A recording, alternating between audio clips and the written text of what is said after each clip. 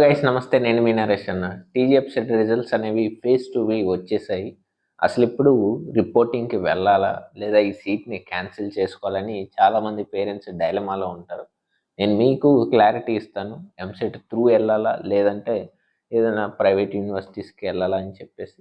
So వీడియోని చివరి వరకు చూడండి. ఇంకా గైస్ మీకు కనుక మీకు ఏమైనా డౌట్స్, కాలేజ్ జాయినింగ్ గురించి డౌట్స్ క్లారిఫై చేసుకోవాలి అనుకుంటే ₹500 మాత్రమే మెంటర్షిప్ మీరు తీసుకుంటే మీ కాలేజ్ జాయిన్ అయ్యేంత వరకు మీకు ఏ కాలేజ్ బాగుంటుంది, ఏంటి మీ సిచ్యువేషన్ తగ్గట్టు కంప్లీట్ డీటెయిల్స్ నేను మీతో డిస్కస్ చేస్తాను. నేను డిస్క్రిప్షన్లో నెంబర్ ఇస్తాను, మీకు ఇంట్రెస్ట్ ఉంటే ఆ నెంబర్ కాంటాక్ట్ అవ్వచ్చు. So let's get in to the video.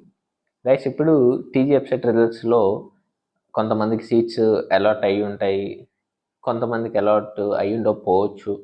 అలా మోస్ట్లీ 90% అలాట్ అవుతాయి, ఏదో ఒక సీట్ అనేది అలాట్ అవుతుంది. బట్ మీరు స్పెసిఫిక్గా నాకు ఇదే కావాలి అని అనుకుంటే రాదు.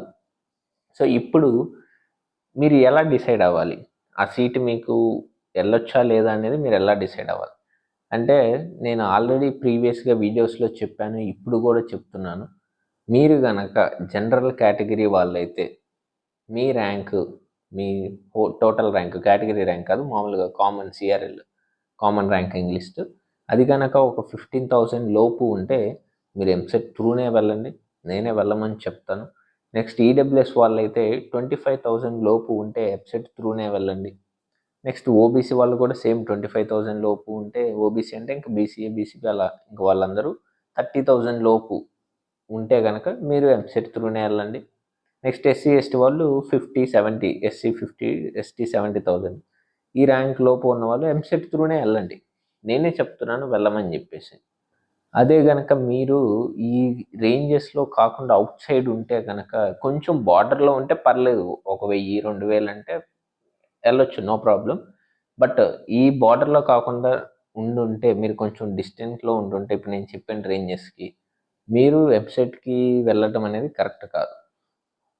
మీరు ఫినాన్షియల్గా లేదు, మాకు ఫినాన్షియల్గా మేము వీక్గా ఉన్నాము, మేము ఫీజు అనేది ఒక 10 lakhs లేదా ఒక 8 lakhs ఫీ అనేది పే చేయలేము అనుకుంటే, అప్పుడు ఎంసెట్నే వెళ్ళండి, ఇప్పుడు నేను చెప్పిన రేంజెస్ని పట్టించుకోకుండా వెళ్ళండి. బట్ మీరు ఫినాన్షియల్గా పెట్టగలను, ఒక 10 lakhs 4 yearsకి పెట్టగలను, నాకు పెద్ద ఇష్యూ అవ్వదు అని కనుక అనుకుంటే, డెఫినెట్లీ మీరు ఈ కాలేజ్ అంటే ఈ రేంజెస్ని దాటైతే వెళ్ళొద్దు. అంటే మీరు కనుక అవుట్ సైడ్ ఉంటే ఎంసెట్ త్రూ వెళ్ళొద్దు. ఎందుకు అంటే కాలేజెస్ అనేవి జస్ట్ ఇంకేదో ఇంజనీరింగ్ చేయాలి అంటే చేయించాలి, అంటే మా బాబుని పేరుకి ఇంజనీరింగ్ చేయించాలి అన్న పాయింట్లో ఉంటే కనుక పంపించండి, లేదు అంటే పంపించండి. ఎందుకంటే ఆ కాలేజెస్లో సరిగ్గా ఇన్ఫ్రాస్ట్రక్చర్ ఉండదు, ప్రాపర్ ఫ్యాకల్టీ ఉండరు, నెక్స్ట్ క్యాంపస్లు కూడా అంతగా ఏమీ ఉండవు, ఎక్కడో ఉంటుంది అది సరిగ్గా. అంతా కూడా మీకు అదే చెప్తున్నాను కదా, జస్ట్ ఇంజనీరింగ్ చేయించాలి కాబట్టి పంపిస్తున్నాను అంతే తప్ప, అంతకు మించి అక్కడైతే ఏమీ దొరకదు. మీరు ప్లేస్మెంట్ ఇలాంటి ఆశలు అయితే ఎక్స్పెక్ట్ చేయొద్దు దయచేసి. ఇంజనీరింగ్ ఏదో డిగ్రీ కోసం చదివిస్తున్నాను, సో చదివించాలి అంతే, అంతకు మించి అయితే ఏమీ ఎక్స్పెక్ట్ చేయొద్దు. సో మీకు ఇంకా ఏమైనా పర్సనల్గా మీరు నాతో మాట్లాడి మీకు ఏమైనా డౌట్స్ క్లారిఫై చేసుకోవాలి అనుకుంటే డిస్క్రిప్షన్లో నెంబర్ ఇస్తున్నాను, మీరు ఫోన్పే చేయాల్సి ఉంటుంది, అంటే ₹500. మీకు గైడెన్స్, కాలేజ్ జాయిన్ అయ్యేంత వరకు నేను మీతో మాట్లాడి మీకు గైడెన్స్ ఇస్తాను. So thanks for watching, stay tuned.